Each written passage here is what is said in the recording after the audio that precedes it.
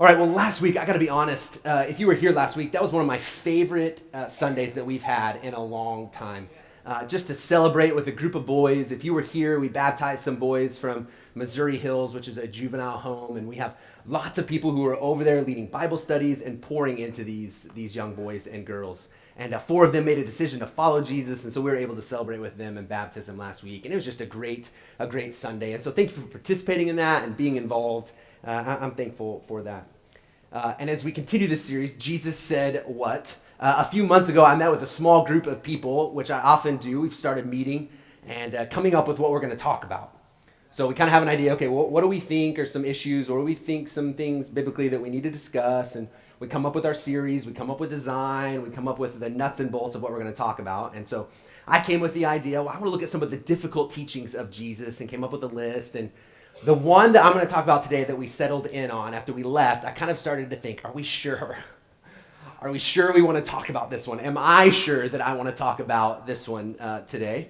But as I started thinking about it, I think it's so important that we talk about this subject. And as I said earlier, PG-13 is we talk about the subject of sex, and specifically lust. Now, if you're new with us, or you picked a great week to be here, this is going to be quite the week, and so I'm thankful that you are here. And I got to be honest, I'm not fearful, I'm not nervous, I'm not worried to talk about this subject at all. I spent 10 years as a youth pastor, 8 here, 2 in California, and every year I would do a 3 or 4 week series on this subject of dating and sex and those kind of things. And I was never concerned about it. I was never worried. I had one concern. And that concern was that students wouldn't hear me. Like, they wouldn't really hear me. And not only wouldn't they not hear me, but they wouldn't hear me for the whole message. And they might listen for a while and then do something else and come and go. And so they might catch just a snippet of what I was saying, and they'd walk away not getting the full picture. And my greatest fear came true my second year in California as a junior high pastor. I'm in a 15-passenger van. I'm getting ready to leave with a group of 7th and 8th graders to go on a retreat. And I'm sitting in the driver's seat, car is running, we're ready to go, and my secretary comes running out. And she says, "Kyle, you have a phone call." And I'm like, "Okay, you see we're leaving. Is it really that big of a deal?" And she says, "You want to take this," which means I don't want to take this phone call. And so I go in and I sit in the office and I answer the phone, and it is a mother of an 8th grade girl who was in our youth group. And this is the first thing she said. She said, "I cannot believe that you told my daughter it was okay to have sex." It's like, hold on. I was like, I never made that statement. I did not say that. But she proceeded literally for 10 or 15 minutes to tell me how upset she was and what her daughter had said that I had said. And I thought, she missed it. Like, she didn't hear what I was saying. She only took a small bit of what I said and then wanted to apply it to her life and then to go home and tell her mom that's what I said. And so that's a little bit of my fear today. Like, I know you're adults, but my fear is that you'll only kind of catch snippets of what I'm going to say. And so if you hear something today and you get frustrated or upset, or you think I've said something that maybe I didn't say, would you talk to me? That's true every week. It's true every week. I would hope that if you heard me say something and maybe you disagreed or you didn't understand, that you would believe that you could come and have a conversation with me, because that is totally true. And so this week, more than ever, if you think I've said something and it's bothered you or it's frustrated you, come talk to me. Come talk to me as we talk about what I think is an extremely important subject. So I know there's a lot of you, as I even bring this up, that you carry some baggage when it comes to this. So you come into this carrying some things that have happened to you, that you've experienced, that you've seen, and so you carry that in, and even as I'm talking about it, there's these emotions and feelings that kind of come up. I get that, I promise. I get that. This is also maybe a subject for some of you, like, are we really talking about this? We're going to openly discuss this in a church setting, and yes, we are, and we should more often. And some of you may even have an idea of what I'm going to say. You may think, well, it's the church, and it's God, and it's the Bible, and so I'm pretty sure I know what Kyle is going to say. But it may be even a little different than what you're anticipating or you might expect. And for some of you, you may think, look, I'm not even sure this message is going to directly impact me. You may think, look, where I'm at in life or my situation or what I'm going through, this is not something that's really going to pertain to me. But this is what I want you to hear me say, is one of the things I'm going to talk about today is much bigger than just the little bit of sex that I'm going to talk about. It's much bigger. Jesus is going to go after something much bigger than just the topic of sex and lust. And the other thing is, you may not be impacted by this directly, but someone around you needs to be. Yeah. Right? So whether it's passing on this message to someone or encouraging someone or praying for someone, you know someone who would benefit from this message. And so as we've done the last couple weeks, we're going to look at some red letters in the Bible. If you're new to the Bible, the red letters are the direct words of Jesus that we have. And so if you don't own a Bible, there should be a red one around you. Please take that. That's our gift to you. We'd love to give that to you. You can have that. I think it's always helpful to write things down. This might be a great week to write things down as I say them. But we're going to look at Matthew 5, 27 through 30. I'm going to read the whole thing, and then I'll go back and do some teaching.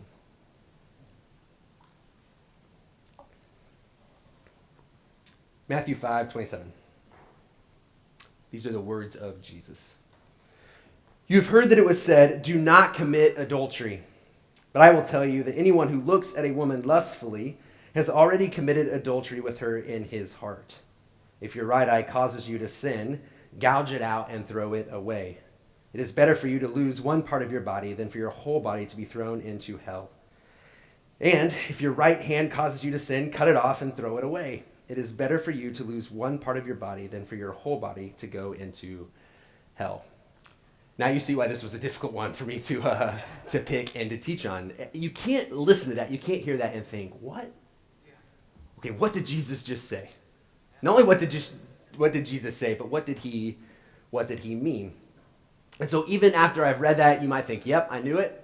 I knew that's what Kyle was going to talk about. I knew that's what it was going to be about. I mean, we just said that lust equates to being thrown into hell. Is that really what Jesus is saying? Is that really what he's saying? Now, this is one thing that I believe, and I've come to believe this as I have conversations with people and I look at certain things. I think our culture and our world and for ourselves really think too low of sex. Like, I think some people would say that that's the church. Like, Christians think too low of sex. But what I would say is that as Christians, and God in specific, that God thinks very highly about the subject of sex. And we have begun to think too low of it. Like, a lot of culture carries a certain idea and opinion about sex. And I've heard people, I've read what people have said, and this is often what they say. Why do people care? Why do people care what people do with their bodies or in sexuality? Why do people care? It's not impacting them. It doesn't really matter. And I totally understand that. I totally get it. And on some levels, I actually might even agree. But here's what I've come also to believe, is that what Jesus has talked about and what Jesus has set up is the best way to do things. It is the best way to do things.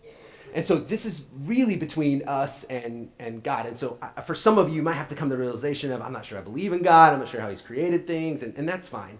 But I just want you to hear really what that view of sex should look like when it comes to the thought of God. And so again, I think our culture has too low a view of sex. I think it's way more beautiful.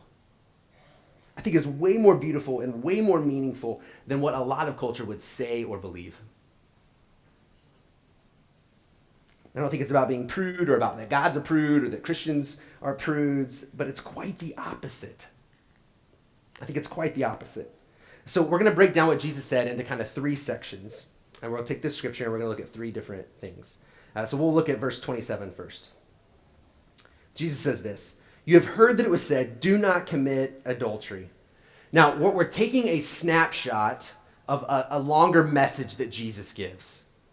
And so we don't have a lot of sermons where Jesus stands up and he preaches to a large group of people, but this is one of them. And we're going to take just a snapshot. And so for me to be fair to this and what I just talked about earlier, how some people want to take just a small part out of what I would say, I want us to understand what Jesus is talking about here. Jesus, in this message, it's the Sermon on the Mount. You could say it's kind of this guidebook to the kingdom the keys to the kingdom, the keys to how Jesus would lay out how it's best to do life, how it's best to be in relationship with God and with each other. And so he's going to say this several times. You have heard it said. You've heard it said. You've heard it said, do not murder. That's great. I would hope and think that most of us would agree that that's a good thing. Like, don't murder. But then Jesus kind of takes it a little deeper and he says, well, if you have contentment for someone, if you call someone a fool, if you think poorly about someone, well, then there's something that's happening in your heart. He says, you've heard it said, do not break your oath. So don't swear on something and then go against it. But Jesus says, don't swear on anything. Just let your yes be yes and your no be no. Be honest. If you say you're going to do something or you say something is true, then stand by that. He said, you've heard it said, an eye for an eye and a tooth for a tooth. Well, that's about punishment, and that's about if someone has done something, making sure the punishment fits the crime, and that was what it was before. But then Jesus is going to come back and say, well, when those people have done something to you, when you've been hurt, don't resist those who are evil. Don't run away from things that are evil. And then he would say, you've heard it said, love your neighbor and hate your enemy. There was a period in our world that if you were not like certain people, if you didn't have the same culture, you didn't come from the same part of the world, if your religion wasn't the same, then they were considered not your neighbor. But Jesus is going to come, and he's going to turn that all upside down, and he's going to talk about it in a completely different way. And he's actually going to say, well, I'm going to say, love your enemies. Pray for those. We talked about that 2 weeks. I'd encourage you to go back and listen to that. So this is this long list of things that Jesus is talking about. So now he's going to get to the point where you've heard it said, do not commit adultery. And I would guess for most of us, we would agree. Now things have happened. Things have happened. Things have happened in your life. You've experienced certain things. You've made decisions, some of you. Maybe in a moment, maybe over an extended period of time. Maybe they're made to you, or maybe your parents, or maybe your kids. You've seen this happen, and you understand the destruction that comes with it. But this is what Jesus is really saying here, okay? Jesus is not simply about conforming. So Jesus isn't about, here's a list of things you should do or a list of rules, and just make sure that you're following the rules. So he's not simply about conformity, but about a radical transformation of the heart. That's what Jesus is laying out right here. So it's not just about conforming and doing what he says to do, but it's about radically transforming our hearts.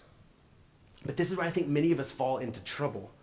We think that it's enough just to avoid certain things, right? And so when there's people who don't avoid those things, then often what will happen is we'll think more highly of ourselves. Man, I don't murder, but we struggle maybe with hate. We have certain feelings towards certain people. We don't want to get back at people for what they've done, but are we unwilling to serve or help those who have gone against us, maybe those we don't agree with? We don't externally do bad things to our enemies, but are we willing to pray for them? So Jesus is saying, look, we can look like we have it all together outside. Externally, we can look like we have it together, but what happens internally? So I want to look at, just quickly, Matthew 23:23. This won't be on the screen, but if you have a Bible, you can follow along. If not, I'm going to read it to you. And this is one of those where Jesus is talking to religious people, okay? So make sure and get that here. He's talking to religious people. And he says this, Matthew 23, verse 23. Woe to you. That is kind of this declaration of this, what I'm about to say is not good. Woe to you, teachers of the law and Pharisees, you hypocrites. You give 1/10 of your spices, mint, dill, justice, mercy, faithfulness. You should have practiced the latter without neglecting the former, you blind guides. You strain out a gnat but swallow a camel. Woe to you, teachers of the law and Pharisees, you hypocrites. You clean the outside of the cup and dish, but inside they are full of greed and self-indulgence. Blind Pharisees, first clean the inside of the cup and dish, and then the outside also will be clean. This next one we've talked briefly about. Woe to you, teachers of the law and Pharisees, you hypocrites. You are like whitewashed tombs, which look beautiful on the outside, but on the inside are full of dead men's bones and everything unclean. In the same way, on the outside you appear to people as righteous, but on the inside you are full of hypocrisy and wickedness. So Jesus is saying, look, you can do all the right things. You can say all the right things, but what's happening in your heart? What's happening in your heart? So yes, we've heard it said, don't commit adultery. As I said, there's been certain decisions that have been made by some of you. Please hear me. This is one of those. Make sure and engage here. There's so much grace that's available to you. There's forgiveness. There's hope. There's healing. I've seen it happen. Is it hard? Yeah. Is it going to take a lot of work? Yeah. But is there hope and healing? Yes. I'm reading a book right now called Just Mercy by a guy named Brian Stevenson. This guy's a lawyer. He defends young people often who are being mistreated by the justice system. He fights for people on death row, people who have been wrongly accused and punished. And so it's just fascinating. But this is one of the things that he says in this book. He says, each of us is more than the worst thing we've ever done. Each of us, all of us, are far more than the worst thing that we've ever done. So I don't know what decisions, and maybe it's some other decision that doesn't even go along these lines. You're far more than the worst thing that you have ever done. We'll talk more about that in just a second. Matthew 5:28. Matthew 5:28. But I tell you that anyone who looks at a woman lustfully has already committed adultery with her in his heart. All right, so let's talk about a few things. He uses the word lustfully here. Now, this is not just simply desire. Okay, this is important. This is not just simply desires. It's the word lustfully, or to lust, means to desire, to long for, or long after, or to covet that which is not yours. Right? And so covet is actually probably the better word here than even to lust. But when you covet someone or something that doesn't belong to you, that you have no right over, that is what it means to lust after. And so Jesus has moved from an external action to an internal submission. Yet maybe you've never physically committed the act of adultery, but what's taking place in your heart? What's taking place in your heart? Now, he addresses men because he talks about a woman and a wife, but this is not a man problem. This is not a man problem. This is a human problem. This is not an age problem or a situation problem. This is a human problem. I've said this from probably 10 years ago. I would talk to my wife, and it was kind of at the beginning of what I felt like were a lot of the romance novels coming out, and The Notebook. It's such a beautiful story and movie, and so we women specifically, and young girls, they watch these things. And they get an idea of what love looks like. They get an idea of what they want and desire. And so they begin to lust after that thing. They begin to lust after that things. The movie that just came out, 50 Shades of Grey. Like, these are targeted towards women. And so it's not just a man thing. It is a human thing that we all have to pay attention to. Now, what he's also saying here is not that if you have looked lustfully towards a woman, that you have committed adultery. All right, so there is a difference. And so he's not saying, look, if you've lusted after someone, you might as well have gone all the way. Okay? That's not what, I think that's important. That's not what he's saying. All right, what he's saying is something has taken place in your heart. Something has taken place in your heart. So it's maybe, again, where you're thinking, okay, I'm affirming what you believed about God and sex, but it's not. There's three things I want to touch on real quickly of how we see sex, how we see it. One is, and this is more in the church world, and I've seen this a lot with youth groups, I've heard people talk like this, but that sex is gross. That sex is gross, that it's vile or disgusting. It's something we don't talk about. We don't talk about it. Maybe you were told as a kid that it was bad and just don't do it. Then it was often followed up with, just save it for the one you love. Right? Think about that connection there. We tell young people it's gross, it's bad, don't do it, but once you get married, it then is okay. Right? Psychologically, that messes with young people. I promise, I've sat with young people in marriage counseling or premarital counseling. We've talked through this, that they've heard one thing for their whole life, and then all of a sudden something is supposed to change.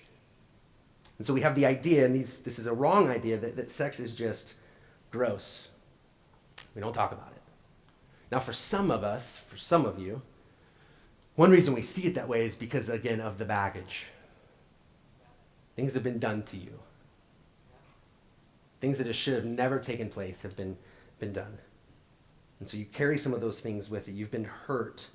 And so obviously that's your response, and I get that. I understand that. The second thing that takes place, if the pendulum swings way back the other side, is that sex is a god.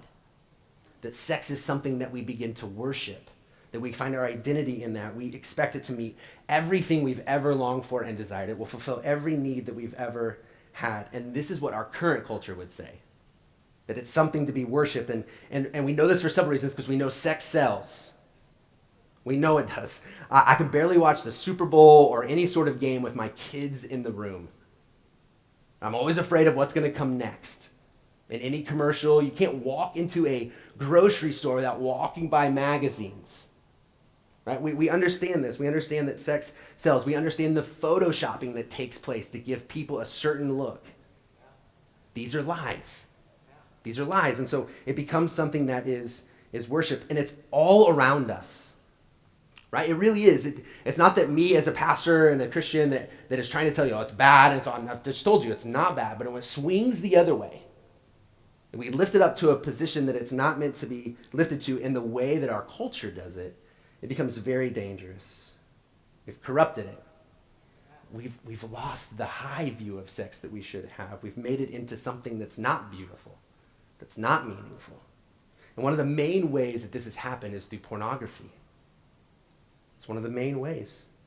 93%, some statistics, and they're stats, you can take them or leave them, but through lots of surveys and different things, 93% of boys say they viewed pornography before the age of 18. 93%. If you have young boys and you're not having conversations, you need to. 62% of girls. We used to think this was only a boy problem. It's not. It's not just a boy problem. And some experts say that the average age a child is exposed to pornography is 11. It's 11. And almost always it's by accident. Almost always it's by accident. The other night, Heather and I were sitting at the kitchen table, and she's doing some research. We're trying to find somewhere to go eat, and so she's doing some research, and I'm sitting at the kitchen table, and she misspells a word. Misspells a word and an address, hits click, and immediately pornographic images come up on the screen, right? And we have every way, in my mind, every way to protect ourselves that we possibly could. I thought. And it pops up, and both of us are like, oh my gosh, what in the world is going on? And she clicks it really fast, but thank God.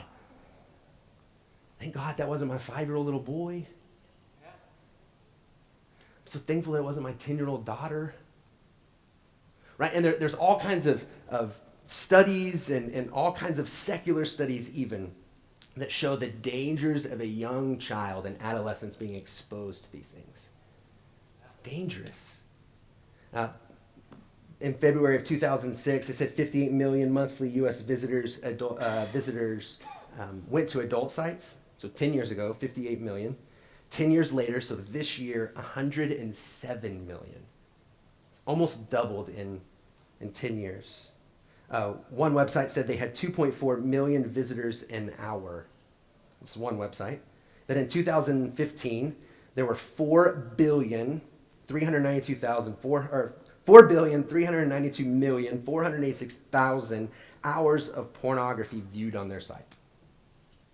The money that's in it. And look, this might be like, well, I'm so thankful, and I'm so thankful if this has never been an issue for you or your kids. But this is where you might want to kind of tune in and hear me. Behind pornography is a lot of bad things. Sex trafficking and young girls who are being abducted and forced into things and forced into prostitution and pornography. And so we have to understand that what is behind this, it's evil. It's evil. And I don't know if you've heard this. I read a story this week or a few weeks ago that Playboy is no longer going to provide nude pictures in their magazines. Why would they? Their statement is, it's a click away for free. So we're talking about one of the main producers of pornography that now is saying, It's pointless for us to do it because everyone has access to it. It's dangerous. And this is one of those areas where you think about, all right, well, I don't know what Jesus was fully talking about, but I wonder if 2,000 years ago when he said this is how it often applies to our lives today. It's through pornography and through fantasy. Time magazine, so a secular publication, this last week was their cover story. That's what they committed this whole magazine. The cover of this whole magazine was about it. And one of the quotes in the article said from a person they interviewed, "What we are wanting from pornography, pleasure and fulfillment of sex, have now been lost completely." The author of the article said that some of the most loudest alarms are coming from the same demographic as its most enthusiastic customers. I mean, I wish I had time. I could go on and on about the studies and the research and the things that are taking place. Sex has become something that is worshipped. So on one end, it's gross. On the other end, it's something that is worshipped. And here's what I want you to hear me say. Those people, that the people when we covet someone in our heart, we possess something that's not ours, specifically sexually. We're doing that to someone who is created in the image of God. We talked about this 2 weeks ago when we talked about our enemies, and we talked about people we don't want to love, we don't care for, we don't want to like, we don't want to do anything about that person. They're made in the image of God. And this is true as well. When we possess someone, what we're saying is we're saying that you're less than human, that I can use you however I want. Now, again, this is not just desire. This is not thinking necessarily even about sex, but it's possessing someone in our mind, to covet something that is not ours. And so sometimes with pornography, it moves along these lines of addiction to escalation. It desensitizes people, and eventually, for some people, it's an acting out. It's dangerous. It's dangerous. One author said it like this: lust promises pleasure without obedience, intimacy without commitment, and love without cost. Lust promises pleasure without obedience, intimacy without commitment, and love without cost. Now, what about the truth? And this is what I believe, that sex is a gift. So it's not gross, it's not a god, it is a gift. Sexual desire, please listen, this is what I would often say with kids, and this is where I think maybe this girl maybe missed it a little bit. That desire is not a bad thing. That sexual desire is not a bad thing, that God has created it and it is good. In the very beginning, God creates Adam and Eve. And they're naked, there's no shame, there's no guilt, there's no regret, none of that has taken place. And the first commandment that God gives to Adam and Eve, if you know, is to be fruitful and multiply. So Adam is alive and he's got all these animals. He's like, okay, this is whatever. And God puts him to sleep, and then he wakes up. He wakes up and God has given him this beautiful gift, this woman. And what God says to him is to be fruitful and to multiply. There's nothing wrong in that. There's no shame. There's no regret. Everything is good. And so there is this procreation side. This is how God has designed it to be. But it doesn't stay there. It doesn't stay there. You could read Song of Solomon. If you don't know that this is in the Bible, I would encourage you, read Song of Solomon. It is an amazing love letter. It may make you blush even as you read some of these things in there. That is in the Bible. So it's not just procreation, but it's pleasure, that God has created us in a certain way. It's not bad, but we have thought too low of sex, and so we're like, yeah, well, whatever. Do whatever, whenever, with whoever, it doesn't matter. Watch whatever, it doesn't matter. We've got to get back to the idea that God has created this, that he's made it, and that it's good, And so here's where you have to ask the question, and I have to ask the question, do we really believe that God has our best interest in mind? Right? That's fundamentally often the question when we think, do I want to follow Jesus or not? Do I want to follow the teachings of Jesus or not? Does he really have my best interest in mind? If you believe that God has created things, then we should begin to say, well, if he's created things a certain way, we should follow the ways that he has created things to be. John 10:10, one of my favorite scriptures, one I hold to and I'm reminded of often. The thief, the enemy of God, comes to steal and to kill and to destroy. People's lives, marriages, relationships, friendships, communities. That is the goal of the enemy. But Jesus says, I've come that they may have life and have it to the full. This Zoe is the word that was used in the original. This divine kind of life. Not the best life now. Like, how can I be happy in every area of my life? But how can I align my life with the ways of Jesus? How can I experience real life? I shared a few weeks ago, we lost a fish. I don't know if you remember this. If you were here, our fish died. My poor kid's fish died, and it got sucked up into the little tube. And what I didn't share was there's a little vent thing or a little turny thing at the end of the vent. And so there was only about this much of Benny was his name when we got to Benny. And so we bought a new fish. And just to give you an update, so Benny was our first fish. Then it was Remy. So my son's naming these. So we had Benny, and then we had Remy. And Remy also found his way up into the little tube. And so we lost Remy. And I thought, I'm done with fish, no more fish. And then Heather takes Cade and buys another fish. And that fish was Mimi. And Mimi was the most high needs fish I've ever seen in my life. And I don't know how that's possible with a fish, but every time we go in there, he's doing something different. We're trying to take care of this fish. And then one day, just about a week ago, I walk in and Mimi's upside down. Needless to say, I don't know if we're fish people, okay?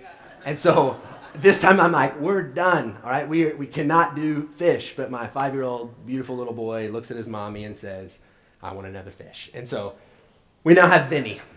We have Vinny. And so we've done Benny, Remy, Mimi, and Vinny. And I'm not sure what's going to happen to Vinny. But this is what I know. My fish are dying, okay? And I have no idea why. Listen, I have no idea why. No idea why. If I knew what was killing my fish, I would change it. Right? I mean, that would be pointless for me to know what is bringing death to these fish and be like, well, I hope they survive. But that's what we do. That's what we do for ourselves. We say, man, what if Jesus had our best interests in mind and he lays out this guidebook and this plan for us to experience life in the kingdom how he wants us to? Things that lead to life, and then we say, man, nah. I'm going to choose to do what I want to do. So then he goes on and he finishes, and we'll finish with this. If your right hand causes you to sin, or here, go back to 29, I'm sorry. If your right eye causes you to sin, gouge it out and throw it away. It is better for you to lose one part of your body than for your whole body to be thrown into hell. And if your right hand causes you to sin, cut it off and throw it away. It is better for you to lose one part of your body than for your whole body to go into hell. This is what I think. I think Jesus is saying, how serious are you going to take this? Like, how serious are you going to take this? How serious do you see lust? Because what Jesus is saying, it kind of leads to death. It leads to death. The word he uses for hell here is Gehenna. There's a couple different words for hell in the Bible. But Gehenna was this place outside of Jerusalem, and it was a trash pile, right? And it was always burning. So Jesus said, it'd be better for you to lose an arm to end up there. It'd be better to lose an eye, to be blind in one eye, to end up thrown in this trash pile and lose your life for something like this. He's talking about how we need to seriously take the sins that are in our life, to seriously look at the things that are keeping us separated from God. But this isn't what culture's telling us. Again, culture's telling us it's no big deal. And we're talking lust. I'm talking lust here. That we can possess, we can think, we can covet anyone or anything that we want to, and it doesn't cause any problems. But we looked at just pornography. We could look at the barriers that come in marriage relationships if we struggle with lust and we're always possessing women or men in our mind. What does that do to our marriage? What does that do to our children? And so here's just super quickly what I want you to do moving forward. That's what I want you to do. One is connect to others. Connect to others.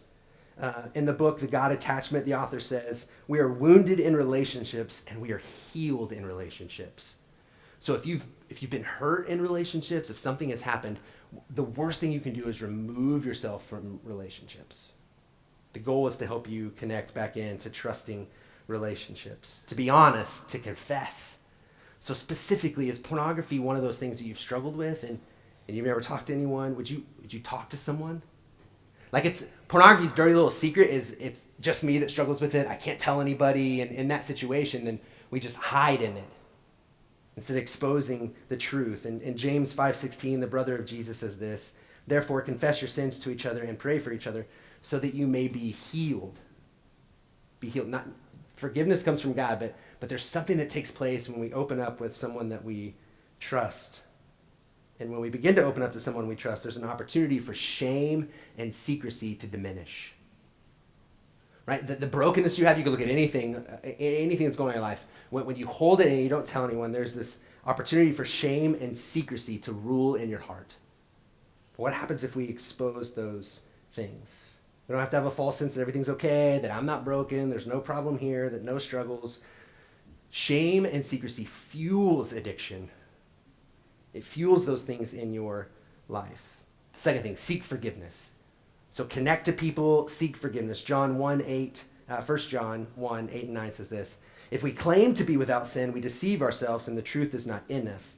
If we confess our sins, he's faithful and just and will forgive us our sins and purify us from all unrighteousness. So whatever you've experienced, whatever has happened in your life, whatever you've chosen to do, there is an opportunity for healing and for forgiveness. Forgive yourself. Forgive yourself. And I don't say this next one lightly. Please hear me. Forgive the people who have hurt you. Forgive the people who have hurt you. This is going to take time. It's not that you will forget it. It doesn't mean, forgiveness doesn't mean you've forgotten it. It means you've quit punishing them. You've quit punishing them. When they've come to you and they've asked for forgiveness and they're moving forward, forgiveness looks like no longer punishing them for the mistakes that they've made. Very tangible things. Be on guard. Everyday decisions that you make, especially if being lustful is something that you struggle with, be on guard. What do you allow into your house? What apps do you have on your phone? What do you watch? What movies do you watch? Look, in our world, there's some really funny movies that I have decided, my wife have decided, we're just not going to watch them. We're just not going to watch them because how they portray sex. And so you have to make some of these decisions. Watch what your kids input into their heart, into their mind. Protect your kids as much as you can. Talk to your kids. Please talk. If you have a fourth grader, probably even younger, actually as early as you can, begin talking about some of these things. It's not that you at one time you have a conversation and whew, I had the conversation, I had the talk, we're all good. It should be ongoing conversations with our children. I had to take the first step and have a big conversation with my 10-year-old daughter, and it went better than I could have ever imagined. But I want to teach my daughter about it. No one else, nothing else.